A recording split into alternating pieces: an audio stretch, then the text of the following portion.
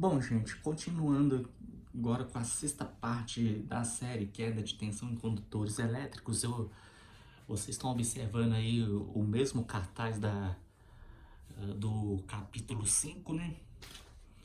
Eu tive que dividir para o vídeo não ficar extremamente longo, e aí ficou, aí peço perdão pela paciência, então vamos continuar aqui, porque por que existem valores diferentes de resistividades em condutores, tanto para os cabos de material cobre quanto para os de material alumínio.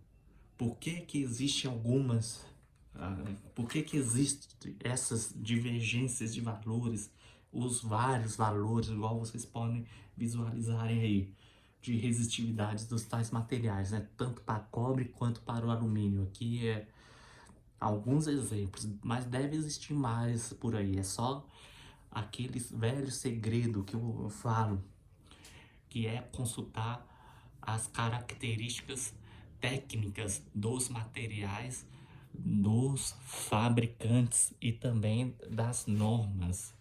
Nem que você tenha que pagar para vocês acessarem, ali, igual vocês podem observarem aqui na base aqui, o aplicativo, target ou target normas e também o site, né, entendeu? Aqui os valores, né? O material, construção, constituição, formação.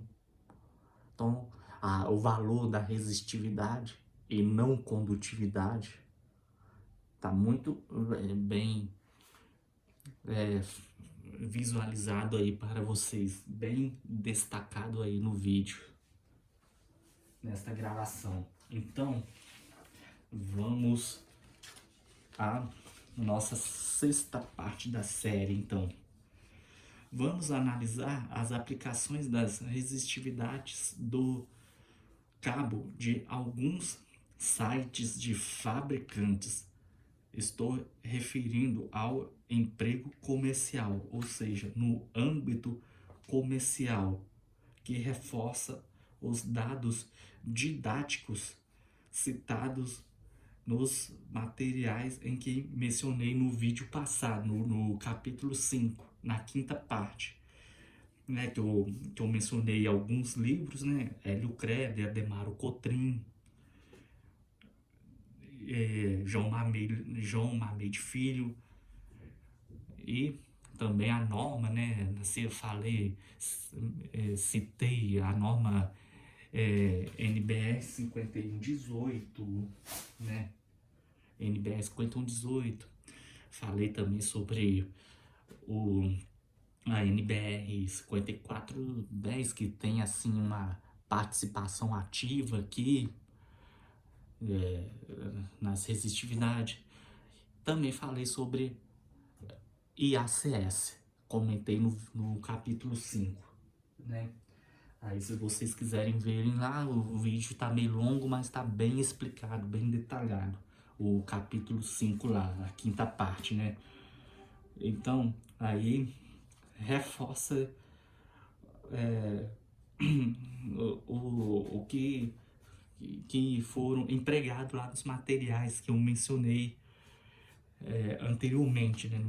Agora há pouco, nos materiais didáticos e da norma também, normas, e que também, logo aqui no site, no aplicativo, no site, normas.com.br, target.com.br também menciona, ok?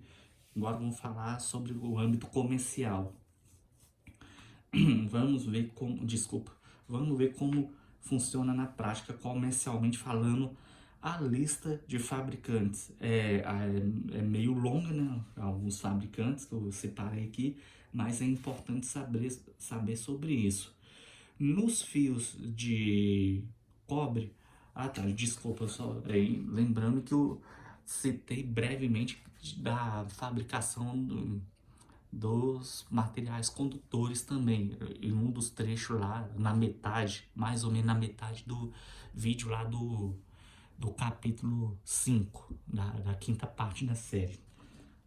sem mais delongas, vamos para o vídeo que agora do tema que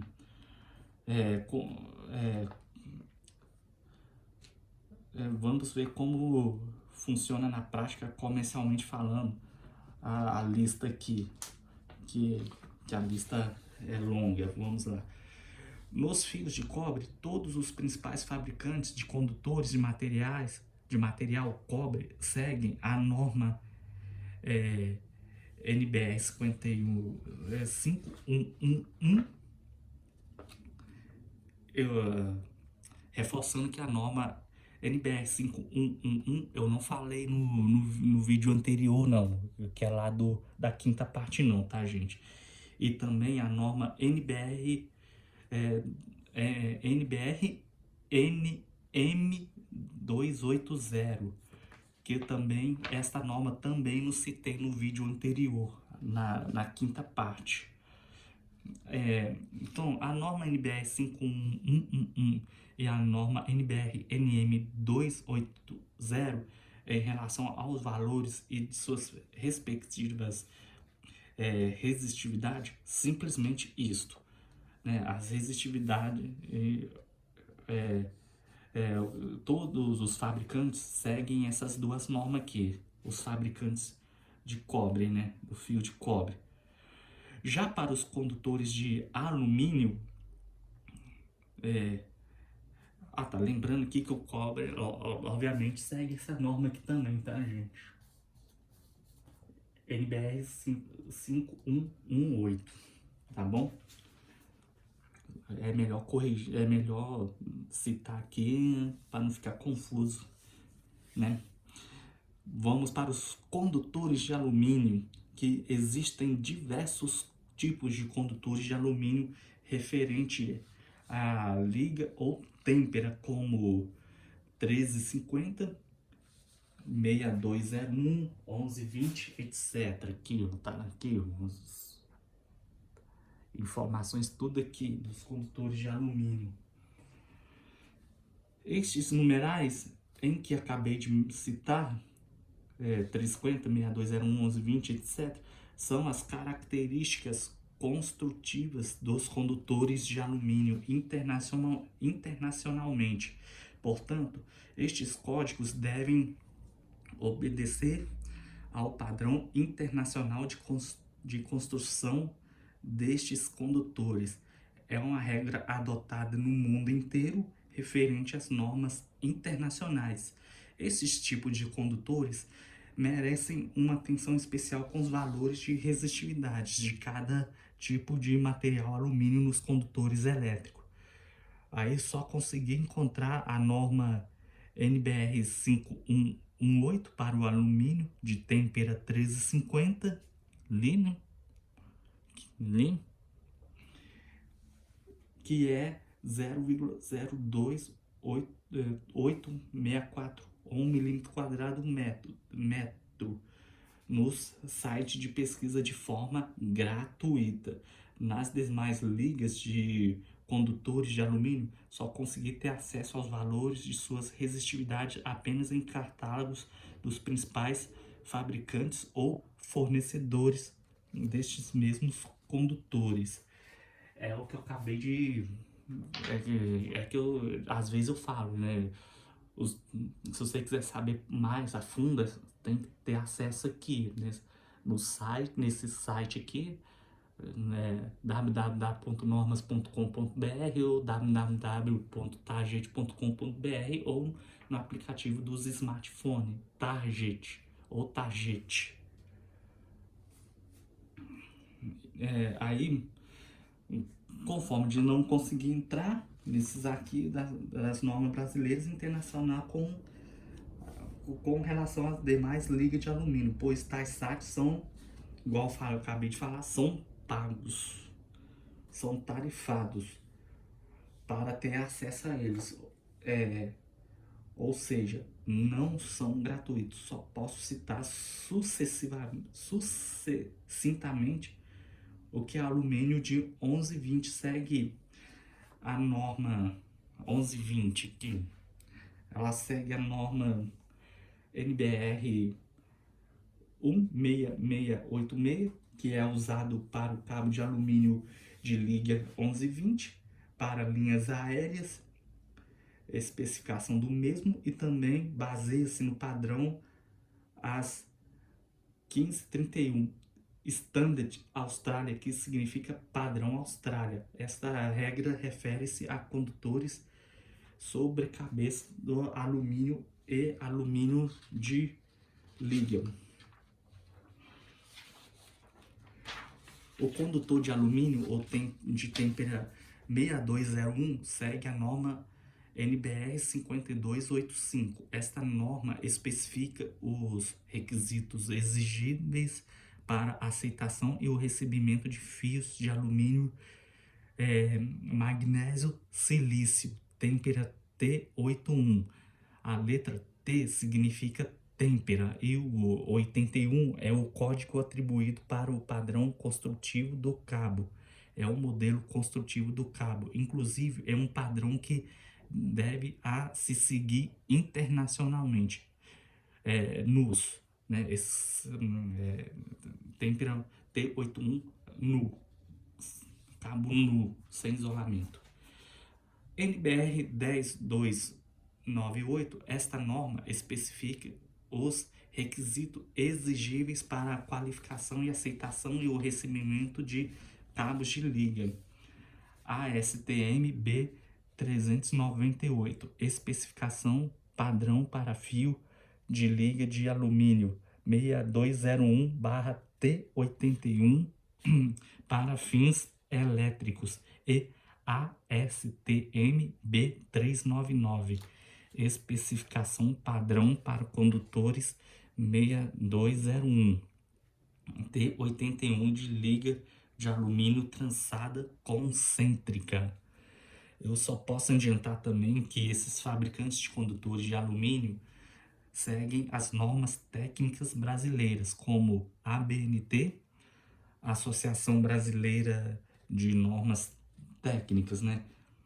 Padrões nacionais com embaseamento a padrões internacionais, como, por exemplo, a NBR ISO 2107, que é alumínio e suas ligas, produtos trabalháveis, designação das têmperas.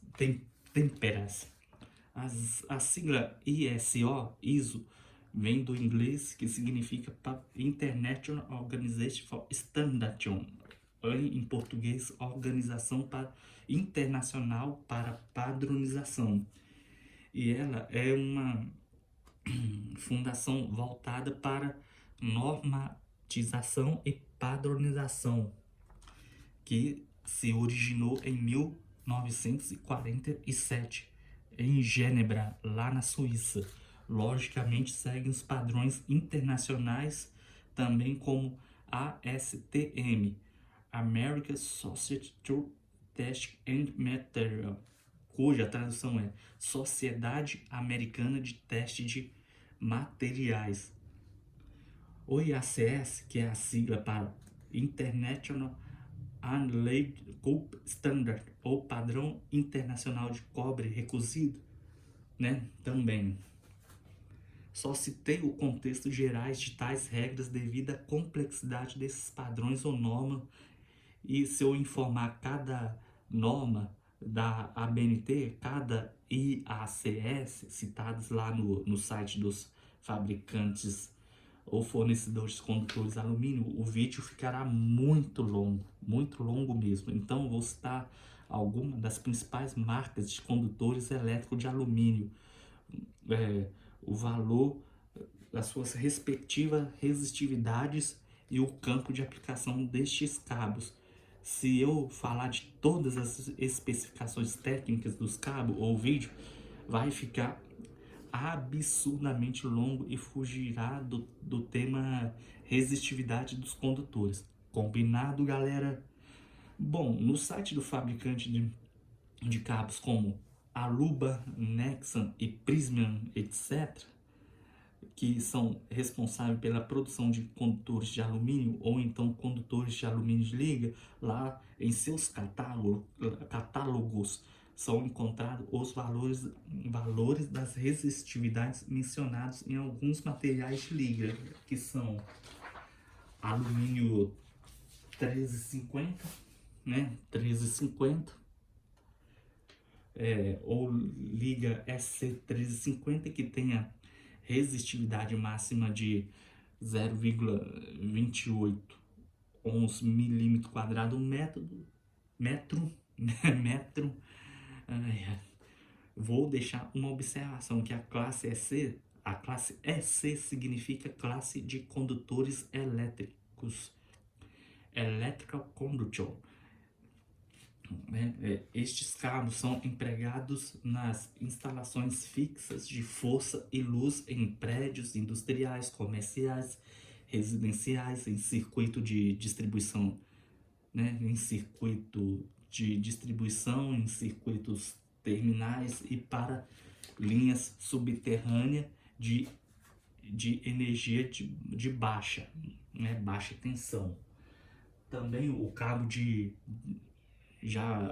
de alumínio 1350 são empregados na rede pública de distribuição secundária de energia em baixa tensão urbana ou rural, visando maior segurança, confiabilidade e efeito visual menos agressivo, né? São indicados também para utilização em locais arborizados, ou seja, lugares que tenham árvores. O alumínio de liga 6201 tem a resistividade máxima de 0,0328 ohm milímetro quadrado metro. O método não sai na minha cabeça, não sei porquê. Metro.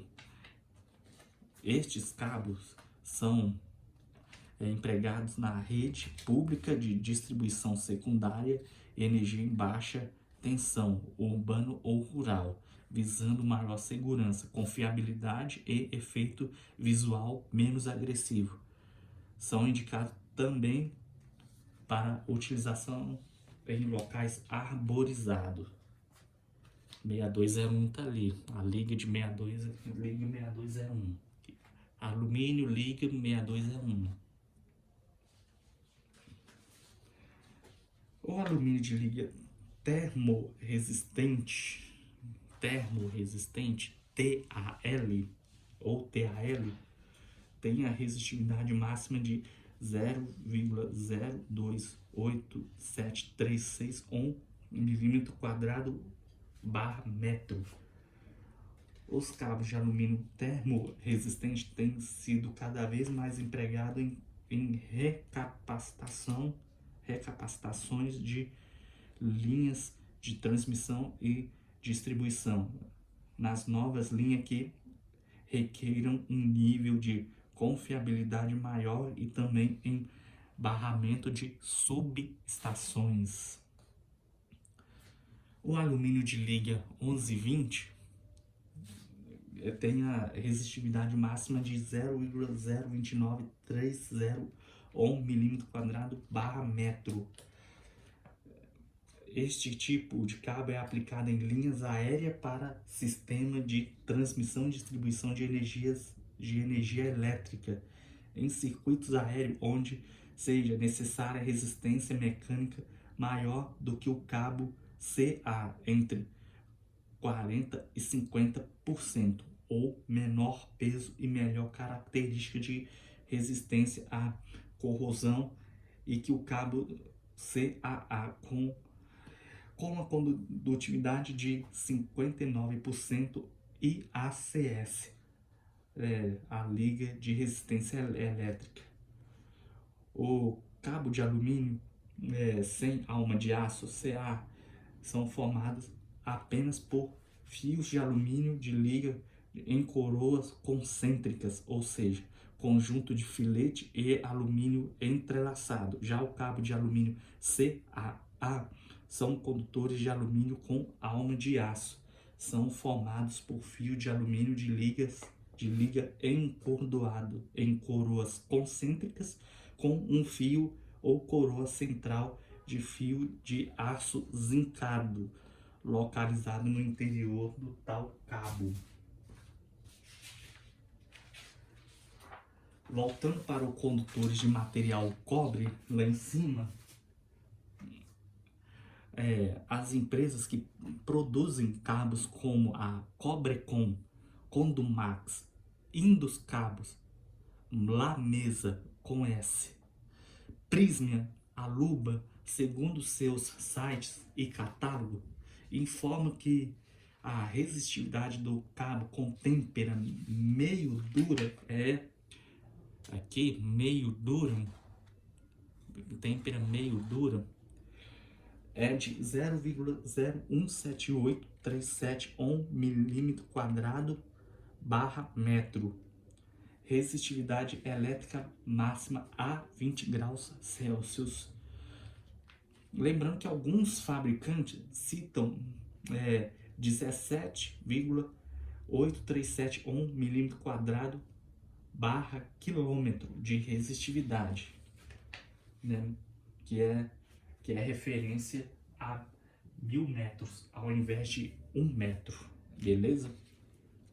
O cobre utilizado na fabricação de cabos de cobre nu é refinado por eletrólise com pureza mínima de 99,9%, recozido, têmpera meio dura de condutibilidade mínima 96,66% e ACS a 20 graus. Lá também informa que esses cabos são aplicados nas instalações de linhas aéreas de transmissão de energia elétrica e no sistema de aterramento. São empregados em instalação de rede aérea de distribuição de luz e força formado por fios de cobre nu eletrolítico, têmpera meio dura, sólido, encordoamento classe 2A e 3A. Normas básicas aplicáveis, né? São requisitos do produto NBR 5111 da ABNT, formação de condutor de resistência elétrica NBR 6524 da ABNT.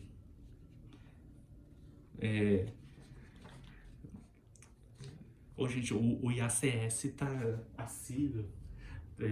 Se quiser saber mais sobre a IACS, é só vocês ir lá na quinta parte da série, então, no vídeo anterior a essa, que é a sexta parte, ok? Só uma ressalva aí. A resistividade do cabo com temperatura é de 0,0179301 mm²/metro. E a resistividade elétrica, né, a referência, temperatura de referência, logicamente, é 20 graus Celsius. E, mais uma vez, alguns fabricantes citam 17,9301 mm²/quilômetro de resistividade. Têmpera meio dura, de condutividade mínima de 96,16% e ACS a 20 graus. Lá também informa que esses cabos são aplicados nas instalações de linhas aéreas de transmissão de energia elétrica e no sistema de aterramento. São utilizados em circuitos de alimentação ou distribuição de energia em tensão de até 0,6/1 kV em instalações aéreas fixadas em postes ou fachadas. Formado por fios de cobre nu eletrolítico, têmpera meio dura, sólido, encordoamento classe 2A e 3A. Normas básicas aplicáveis, requisitos do produto, né, que é NBR 5111 da ABNT, formação do condutor de resistência elétrica NBR 6524 da ABNT. Agora, a resistividade do condutor cobre de Têmpera mole é de 0,017241 ohm milímetro quadrado barra metro. Resistividade elétrica máxima 20 graus Celsius. E, novamente, para reforçar vocês que alguns fabricantes de cabos citam resistividade de 17,241 ohms por quilômetro, milímetro quadrado barra quilômetro de resistividade, 100% de condutividade e ACS a 20 graus Celsius. Classe de encordoamento 1A até 6A, de 1 ampere até 6 amperes. Classe 1A até 6A. Esse A não tem nada a ver com amperes, não. Exceto com a exceção do classe 3A, segundo lá no site, tá? São indicados para instalações internas fixas, industriais, comerciais, residenciais, de luz e força, painéis de comando, sinalização e nas instalações elétricas de automóveis e veículos motorizados, embutidos em eletrodutos, bandeja ou canaleta, são utilizados também na ligação dos eletrodos nas máquinas de soldar a arco, circuito de inversores de frequência, ligando o motor ao inversor, né? Cordões paralelos de extensões para o uso em aparelhos eletrônicos, né? Cabo de 2 ou mais vias, esses cabos de 2 ou mais vias é conhecido por cabo PP, bem como outras aplicações nas quais se requer cabo com grande flexibilidade e facilidade de manuseio e durante a instalação, né? Então, tudo isso aqui é esse cabo aí que é mais o comum, né?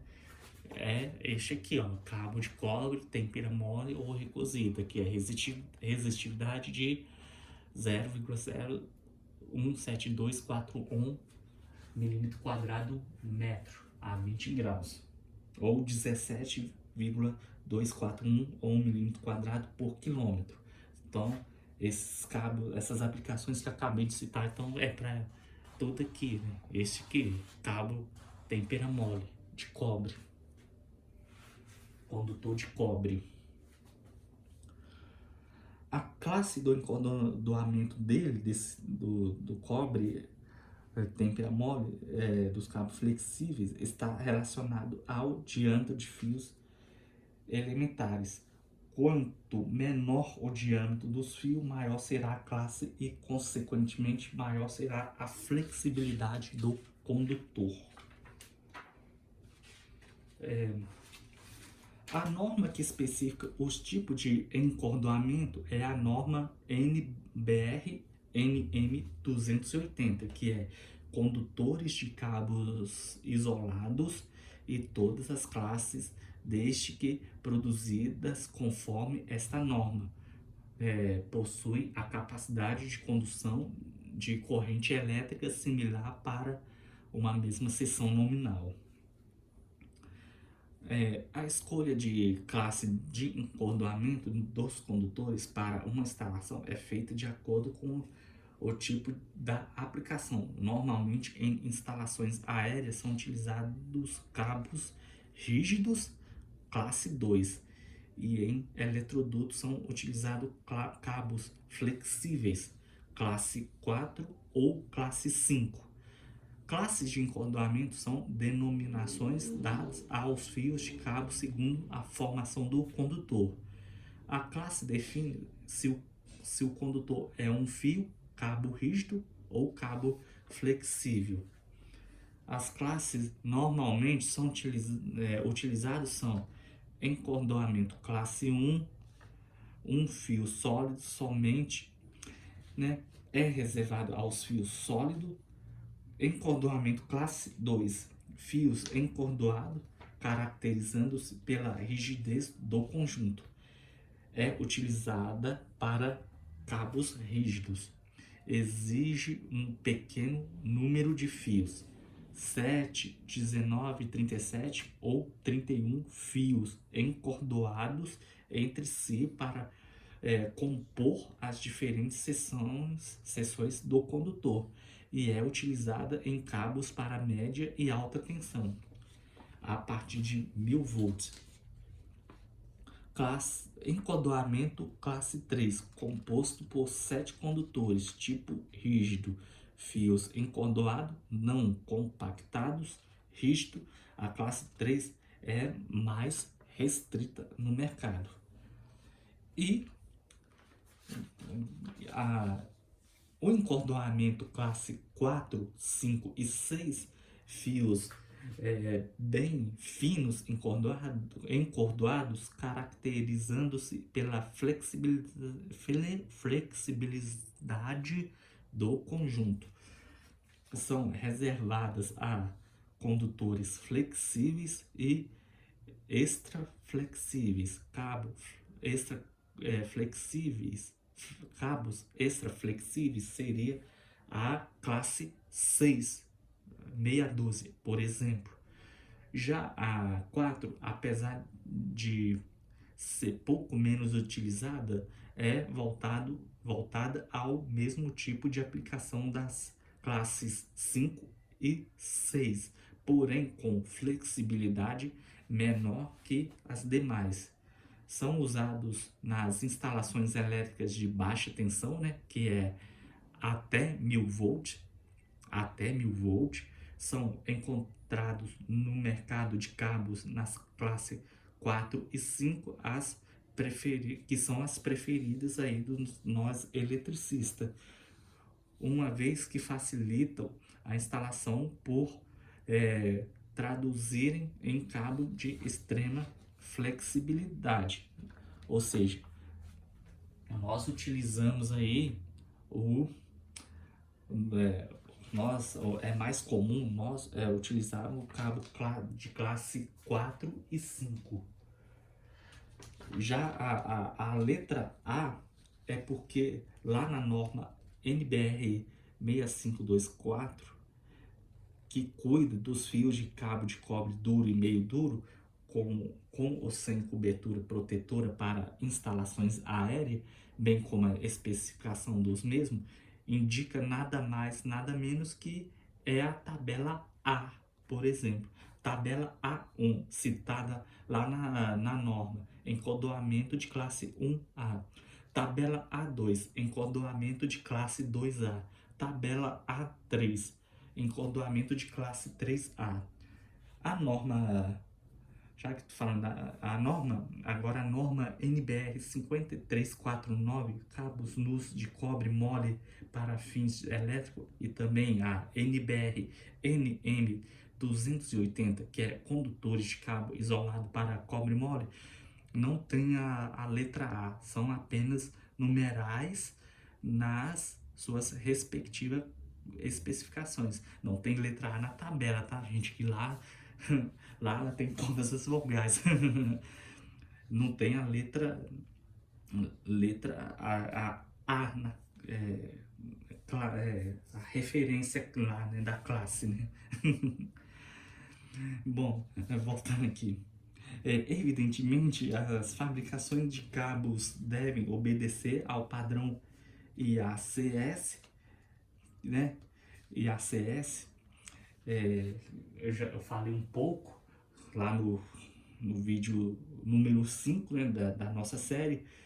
Então, eu vou reforçar aqui, né, caso vocês queiram saber o que é a sigla. O IACS é o Padrão Internacional de Resistividade Elétrica, né, que é a tradução de International Annulled Copper Standard. Internacional, é o padrão internacional de cobre recosido, né, e que corresponde à resistividade de 0,17241 ou 1 milímetro quadrado barra metro a 20 graus Celsius. O alumínio puro, né, falando do alumínio também, o alumínio puro utilizado em condutores isolados é normalmente de temperatura e a sua condutividade é 61% em relação a IACS, a 20 graus. Lembrando que, que os fabricantes de cabo utilizam muito o padrão IACS, tomando como referência, né, valores em percentuais comparativos de condutividade dos cabos com liga de alumínio 1320, 6201, 1120, TAL ou termorresistente, né? Aqui, por exemplo, fabricantes que mostram esses valores nos seus catálogos, né? A fabricante de cabo da Nexans, da Prysmian Group, Condumax, Cobrecon, Lamesa, Alubar, dentre outras empresas. E também a Prysmian Group, desculpa, dentre outras empresas, também informam, esses fabricantes também, que eu acabei de citar, informam os percentuais de condutividade para o material cobre, se comparando entre as têmperas mole ou recozido, têmpera meio duro e têmpera dura, no ato da construções de cabos elétricos, empregando a regra normativa para comercializações dos mesmos para o mercado. Um exemplo geral que os condutores de alumínio devem possuir é o percentual de condutividade a 61% em média, se comparado com o material cobre. O cobre utilizado nos condutores elétricos é refinado por eletrólise com pureza mínima de 99,9%, recozido, têmpera mole, de condutividade mínima 100% IACS a 20 graus. Essas informações também são encontradas em parte lá na norma NBR NM 280, né? Reforçando, falando novamente que o IACS é o padrão internacional de resistividade, correspondente a apresentado por um fio de cobre com 1 metro de comprimento, 1 milímetro quadrado de seção transversal a 20 graus, ou seja, a resistividade elétrica máxima a 20 graus de temperatura é 0,017241 milímetro quadrado barra metro, que é mais uma vez aqui, ó, no cobre de têmpera mole, aqui, ó.